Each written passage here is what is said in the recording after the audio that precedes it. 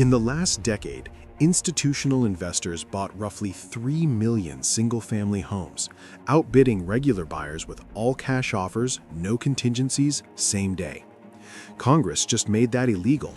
But the Wall Street ban is actually the smallest part of this bill.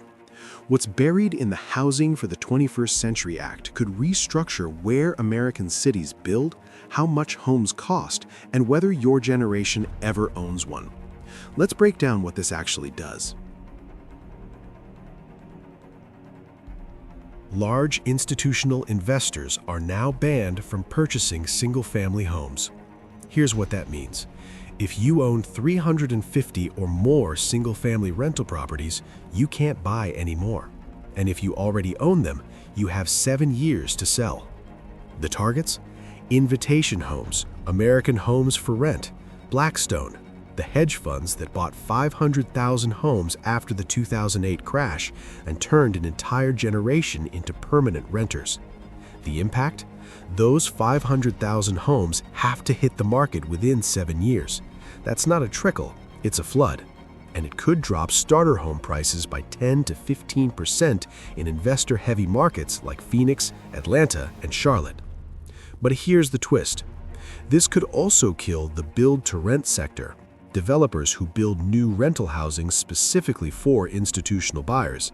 Less capital for rentals means less new construction. The supply boost from forced sales might get canceled out by the supply loss from fewer new builds.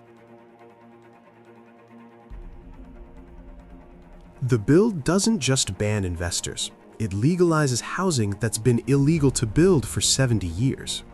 Single-stair apartments. Right now, U.S. building codes require 2 staircases in almost every apartment building. Europe doesn't. They use point access blocks, buildings up to 5 stories with 1 central staircase. This bill directs HUD to create guidelines allowing single-stair buildings nationwide. Why this matters? 2 staircases eat up 30% of a building's footprint. That's space you can't rent. It makes small apartment buildings financially unviable. By allowing single-stair designs, developers can now build profitable 4 to 6 unit buildings again, the missing middle housing that used to fill American neighborhoods. Pattern book grants. The bill funds local governments to create pre-approved designs for duplexes, triplexes, and accessory dwelling units. No more fighting for permits building by building. If your design matches the pattern book, it's auto-approved. NEPA reform. The National Environmental Policy Act requires federal environmental reviews for almost any project touching federal money. These reviews take years. The bill exempts small-scale infill projects and rehabilitation from NEPA entirely. You can now convert an old warehouse into apartments without a 3-year environmental study. Manufactured housing. For 50 years, factory-built homes had to sit on a permanent chassis.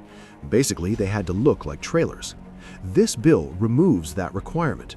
Factory-built homes can now look and function like traditional houses, be financed with normal mortgages, and appreciate like real property.